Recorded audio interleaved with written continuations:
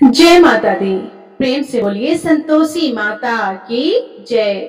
आज शुक्रवार के दिन आप सुनिए संतोषी माता की व्रत कथा। एक बुढ़िया थी और उसके 7 बेटे थे। 6 बेटे कमाने वाले थे और एक बेटा निकम्मा था।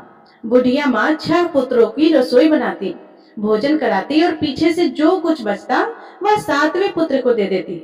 परंतु वह बड़ा भोला भाला था, मन में कुछ विचार नहीं करता था।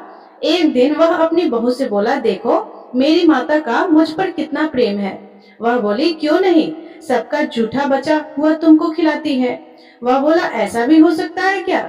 मैं जब तक अपनी आंखों से ना देखूं मान नहीं सकता। बहू ने हंसकर कहा, देख लोगे तब तो मानोगे। कुछ दिन बाद बड़ा त्योहार आया। घर में 7 प्रकार के भोजन और चूरमा के लड्डू बने। वह जांचने को सर के दर्द का बहाना कर पतला कपड़ा सिर पर ओढ़कर रसोई घर में सो गया और कपड़े में से सब देखता रहा। 6 भाई भोजन करने आए। उसने देखा माँ ने उसके लिए सुंदर सुंदर आसन बिछाए हैं, 7 प्रकार की रसोई परोसी है। वह आग्रह करके जिमाती रही। वह देखता रहा कि 6 भाइयों को भोजन कर उठे, तब माँ ने उसकी झूठी थालियों में से लड्डुओं के टुकड़ों को उठाया और एक लड्डू बनाया।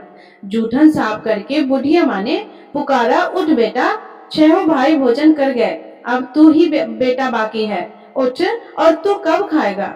वह कहने लगा, माँ मुझे भोजन नहीं करना, मैं परदेश जा रहा हूँ। माता ने कहा कि कल जाता तो आज ही जा। वह बोला, हाँ हाँ आज ही चला जाऊंगा। यह कहकर वह घर से निकल गया। चलते समय उसे बहू की याद आई। वह गौशाला में कंडे थाप रही थी। वह उसे जाकर बोला कि मेरे पास तो कुछ नहीं है, यह अंगूठी है, सो ले लो और अपनी कुछ निशानी मुझे दे दो। वह बोला कि मेरे पास क्या है, यह गोबर भरा हाथ। यह कहकर उसकी पीठ पर गोबर के हाथ की थाप मार दी और वह चल दिया। चलते चलते दूर देश में पहुंचा। वहां पर एक साहूकार की दुकान थी। वहां जाकर बोला, भाई मुझे नौकरी पर रख लो। साहूकार को नौकर की जरूरत थी। साहूकार उससे बोला कि तू नौकरी पर रह जा। लड़के ने पूछा कि तनख्वाह क्या रहेगी? साहूकार ने कहा कि काम देखकर दाम मिलेगी। साहूकार की नौकरी मिल गई और वह सवेरे 6 बजे से रात्रि 12 बजे तक नौकरी करने लगा। कुछ दिनों में दुकान का लेन देन, हिसाब किताब, ग्राहकों को माल बेचना, सारा काम करने लगा। साहूकार के 7-8 नौकर थे। वे सब चक्कर खाने लगे कि यह नया नौकर बहुत होशियार बन गया है। सेठ ने भी काम देखा और 3 महीने के अंदर ही उसे मुनाफे का साझेदार बना लिया। 12 वर्ष में वह नामी सेठ बन गया और मालिक सारा कारोबार उस पर छोड़कर बाहर चला गया। अब बहू पर क्या बीती वह सुनो। सास ससुर उसे दुख देने लगे। सारी गृहस्थी का काम करा के उसे लकड़ी लेने जंगल में भेजते। इस बीच घर की रोटियों के आटे से जो भी भूसी निकलती उसकी रोटी बनाकर रख दी जाती और फूटे नारियल की नरेली में पानी। इस तरह दिन बीतते रहे। एक दिन वह लकड़ी लेने जा रही थी कि रास्ते में बहुत सी स्त्रियां संतोषी माता का व्रत करती दिखाई दी। वहां यह खड़ी होकर कहने लगी कि बहनों, यह तुम किस देवता का व्रत करती हो और इसके करने से क्या फल होता है? इस व्रत के करने की क्या विधि है? यदि तुम अपने इस व्रत का विधान मुझे समझाकर कहोगी तो मैं तुम्हारा बड़ा एहसान मानूंगी।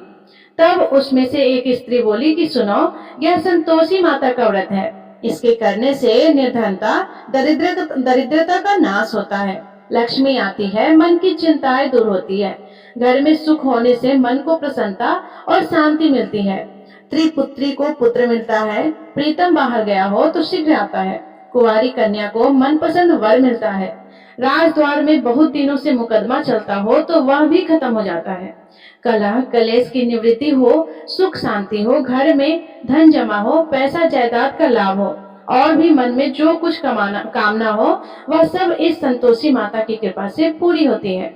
स्त्री कहने लगी कि 1.25 आने का गुड़ चना लेना, इच्छा हो तो 5.25 आने का लेना या 1.25 का भी सहूलियत के अनुसार ही लेना। बिना परेशानी, श्रद्धा और प्रेम से जितना भी बन सके सवाया लेना। 5.25 पैसे से 5.25 आने तथा इससे भी ज्यादा शक्ति और भक्ति के अनुसार ले लेना। हर शुक्रवार को निराहार रहकर कथा कहना और सुनना, इसके बीच क्रम टूटे नहीं। लगातार नियम पालन करते रहना। सुनने वाला कोई ना मिले तो घी का दीपक जलाकर उसके आगे जल के पात्र को रखकर कथा कहना, परंतु नियम न टूटे। जब तक कार्य सिद्ध न हो नियम पालन करना और कार्य सिद्ध हो जाने पर व्रत का उद्यापन करना। 3 मास में माता फल पूरा करती है। यदि किसी के खोटे ग्रह हो तो भी माता 1 वर्ष में अवश्य कार्य सिद्ध करती है। कार्य सिद्ध होने पर ही उद्यापन करना चाहिए, बीच में नहीं करना चाहिए। उद्यापन में 2.5 सेर आटे का खाजा तथा इसी अनुसार से खीर तथा चने का साग बनाना। 8 लड़कों को भोजन कराना। जहाँ तक मिले देवर, जेठ, भाई, बंधु, कुटुंब के लड़के लेना। ना मिले तो रिश्तेदारों और पड़ोसियों के लड़के बुलाना। उन्हें भोजन कराकर यथाशक्ति दक्षिणा देना और माता का नियम पूरा करना। उस दिन घर में कोई खटाई नहीं बनाना। यह सब सुनकर बुढ़िया की बहू वहाँ से चल दी। रास्ते में लकड़ी के बोझ को बेच दिया और उन पैसों से गुड़ चना लेकर माता के व्रत की तैयारी करने लगी। आगे चली और सामने मंदिर है। यह सुनकर माता की मंदिर में जाकर माता के चरणों में लौटने लगी और इसके बाद वह माँ से विनती करने लगी कि हे माँ, मैं निपट मूर्ख हूँ, व्रत के नियम कुछ नहीं जानती, मैं बहुत दुखी हूँ। हे माता जगजननी, मेरा दुख दूर करो, मैं आपकी शरण में हूँ। माता को दया आई। एक शुक्रवार बीता कि दूसरे शुक्रवार को ही इसके पति का पत्र आया और तीसरे को उसके भेजा हुआ पैसा भी आ गया। यह देखकर जेठानी मुंह सिकोड़ने लगी। इतने दिनों में इतना पैसा आया है, इसमें क्या बढ़ाव है। लड़के ताने देने लगे कि काकी के पास अब पत्र आने लगे, रुपए आने लगे, अब तो काकी की खातिर बढ़ जाएगी, अब तो काकी बुलाने से भी नहीं बोलेगी। बेचारी सरलता से यह कहती कि भैया पत्र आएगा, रुपए आएंगे तो हम सबके लिए अच्छा है। ऐसा कहकर आंखों में आंसू भरकर संतोषी माता के मंदिर में आकर माँ तेश्वरी के चरणों में गिरकर रोने लगी। माँ, मैंने तुमसे पैसा नहीं मांगा, मुझे पैसे से क्या काम है, मुझे तो अपने सुहाग से काम है, मैं तो अपने स्वामी के दर्शन और सेवा मांगती हूँ। तब माता ने प्रसन्न होकर कहा, जा बेटी, तेरा स्वामी आएगा। यह सुनकर खुशी से वह बावली होकर घर जाकर काम करने लगी। अब संतोषी माँ विचार करने लगी कि इस भोली पुत्री से मैंने कह तो दिया है कि तेरा पति आएगा, पर आएगा कहाँ से? वह तो इसे स्वप्न में भी याद नहीं करता है। इसे याद दिलाने तो मुझे ही जाना पड़ेगा। इस तरह माता उस बुढ़िया के बेटे के पास जाकर स्वप्न में प्रकट होकर कहने लगी, साहूकार के बेटे, सोता है या जागता है? वह कहता है कि माता, सोता भी नहीं हो और जागता भी नहीं हो, बीच में ही हो, कहो क्या आ गया है? माँ कहने लगी, तेरा घर बार है या नहीं है? वह बोला कि मेरा सब कुछ है। माता, मेरे पास माँ बाप भाई बहन बहू क्या की कमी है? माँ बोली, पुत्र, तेरी घरवाली कष्ट उठा रही है, माँ बाप उसे दुख दे रहे हैं, वह तेरे लिए तरस रही है, तू उसकी सूध ले। वह बोला, हाँ माता, यह तो मुझे मालूम है, परंतु जाओ कैसे? परदेश की बात है, लेन देन का कोई हिसाब नहीं है, कोई जाने का रास्ता नजर नहीं आता, कैसे चला जाओ? माँ कहने लगी कि मेरी बात मान, सवेरे नहा धोकर संतोषी माता का नाम लेकर घी का दीपक जलाकर दंडवत कर दुकान पर जा बैठना। देखते ही देखते तेरा लेन देन चुक जाएगा, जमा माल बिक जाएगा और साझ होते होते धन का ढेर लग जाएगा।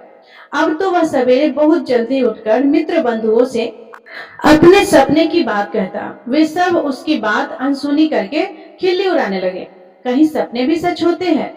एक बूढ़ा बोला कि देख भाई, मेरी बात मान, इस तरह साच झूठ कहने के बदले देवता ने जैसा कहा है वैसा ही करना, तेरा क्या जाता है? अब बूढ़े की बात मानकर वह नहा धोकर संतोषी माता को दंडवत कर घी का दीपक जलाकर दुकान पर जा बैठता है। थोड़ी देर में वह क्या देखता है कि देने वाले रुपये लाए, लेने वाले हिसाब लाए, कोठे में भरे सामानों के खरीदार नगद में सौदा करने लगे। शाम तक धन का ढेर लग गया। मन में माता का नाम लेकर प्रसन्न होकर घर जाने के वास्ते गहना कपड़ा सामान खरीदने लगा। यहाँ के काम से निपट घर को रवाना हुआ। उधर बहू बेचारी जंगल में लकड़ी लेने जाती है। लौटते वक्त माता जी के मंदिर पर विश्राम करती है। वह तो उसका रोज रुकने का स्थान ही था। दूर धूल हो रही उड़ती देखकर वह माता से पूछती है, हे माता, यह धूल कैसी उड़ रही है? माँ कहती है कि हे पुत्री, तेरा पति आ रहा है। अब तू ऐसा कर, लकड़ियों के 3 बोझ बना ले, एक नदी के किनारे रख, दूसरा मेरे मंदिर पर और तीसरा अपने सिर पर रख। तेरे पति को लकड़ी का गट्ठा देकर मोह पैदा होगा। वह यहाँ रुकेगा, नाश्ता पानी बनाकर खाकर माँ से मिलने जाएगा। तू लकड़ी का बोझ उठाकर जाना और बीच चौक में गट्ठर लाकर 3 आवाजें जोर से लगाना। लो सासू जी, लकड़ियों का गट्ठर लाई हूँ, भूसे की रोटी दो, नारियल के खोपड़े में पानी दो, आज कौन मेहमान आया है। माँ की यह बात सुनकर वह बहुत अच्छा माताजी कहकर प्रसन्न मन से होकर लकड़ियों के 3 गट्ठे ले आई। एक नदी के तट पर, एक माता के मंदिर पर रखा और इतने में ही वह मुसाफिर आ पहुंचा। सूखी लकड़ी देखकर उसकी इच्छा हुई कि अब यहीं निवास करे और भोजन बनाकर खा पीकर गाँव जाए। इस प्रकार भोजन बनाकर विश्राम कर लेकर गांव को गया। उसी समय बहू सिर पर लकड़ी का गट्ठा लिए आती है। उसे आंगन में डालकर जोर से 3 आवाज देती है।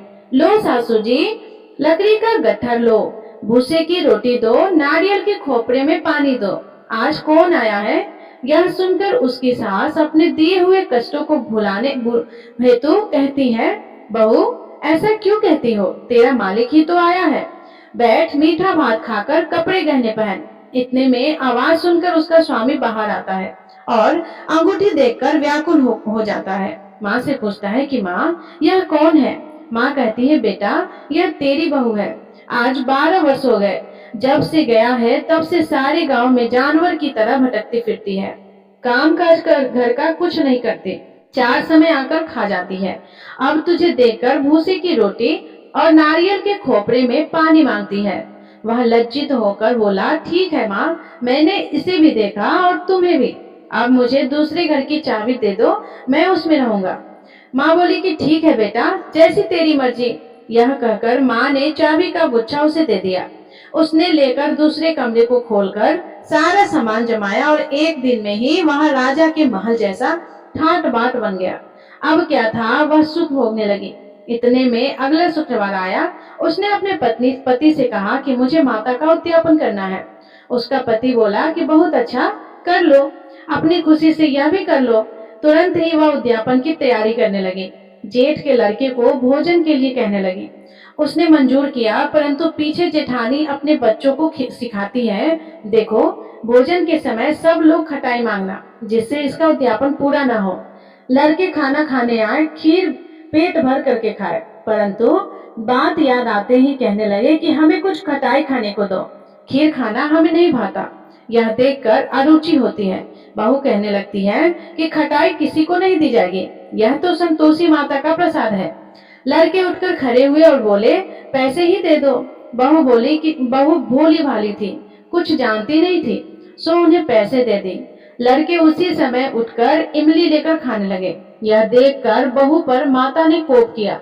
राजा के दूत उसके पति को पकड़ कर ले गए और जेठ जेठानी मनमाने खोटे वचन कहने लगे।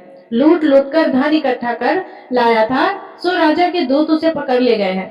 अब सब मालूम हो जाएगा जब जेल की रोटी खाएगा। बहू से यह वचन सहन नहीं हुआ।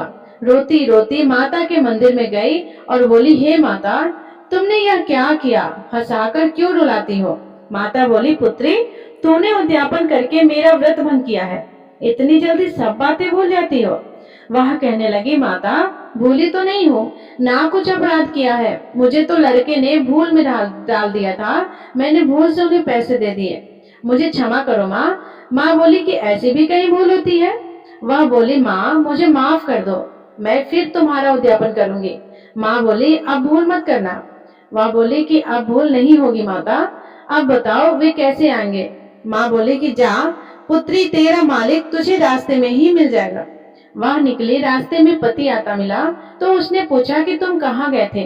वह कहने लगा, इतना धन जो कमाया है उसका टैक्स राजा ने मांगा था, वह भरने गया था। वह प्रसन्न होकर बोली, अच्छा हुआ, अब घर चलो।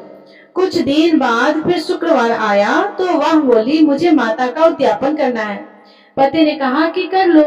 वह फिर सेठ के लड़कों से भोजन को कहने लगी तो जेठानी ने 1-2 बातें सुनाई और लड़के को सिखा दिया कि तुम पहले ही खटाई मांग लेना। लड़के कहने लगे कि हमें खीर खाना नहीं भाता, कुछ खटाई खाने को दो। तो बहू बोली कि खटाई खाने को तो नहीं मिलेगी, खाना हो तो खाओ। यह कहकर ब्राह्मणों के लड़के लाकर भोजन कराने लगे। यथाशक्ति दक्षिणा की जगह एक एक फल उन्हें दिया।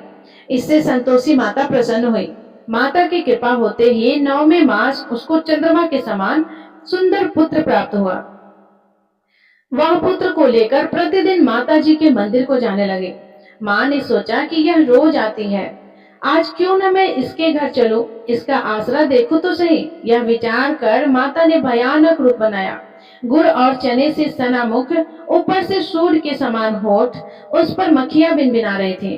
दहलीज में पैर रखते ही उसकी सास चिल्लाई, देखो कोई चुड़ैल डाकनी चली आ रही है, लड़को इसे भगाओ नहीं तो किसी को खा जाएगी।